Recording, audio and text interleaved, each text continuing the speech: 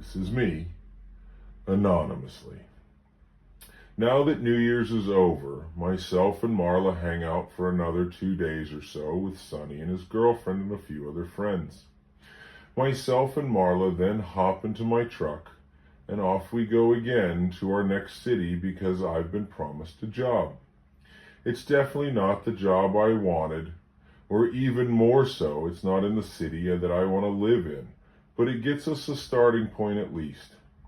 We drive down and it takes the better part of a day to go down there, and then the next day I show up at my new job, and basically everything that was promised to me is now not going to happen. The entire deal that we had set up, he has now completely changed. Personally, I'm absolutely furious about this because technically we left the West Coast for this job because we were having a hard time finding jobs out there, and this opportunity not only gave us some income, but it put us around and in a city with lots of friends and people that we knew.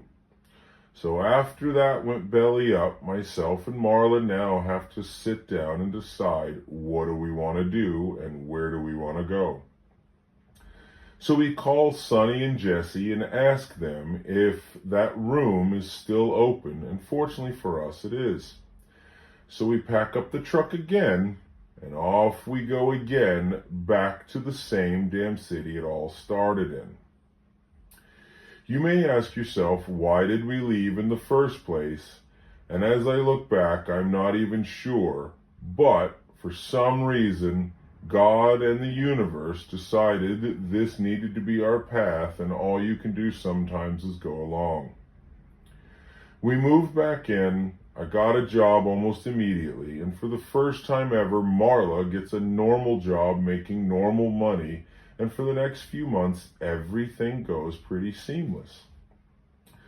Marla still had the sex drive of a 40-year-old woman, and I loved that, of course.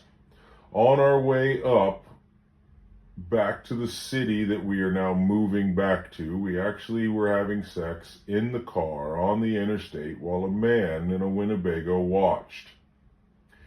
Now, you might be wondering why I keep bringing up Marla's sex drive. And if you stick with these episodes long enough, you're going to find out. They went from one extreme to the other extreme quite quickly. I worked on the projects with my roommates again, and we'd all sit down a couple times a week and almost have a family dinner together, all prepared by Marla. Marla was a fantastic cook. I'll be honest, I don't think she ever made a meal I didn't love. She would cook and I would clean, and this went on for a long time, and I really loved it.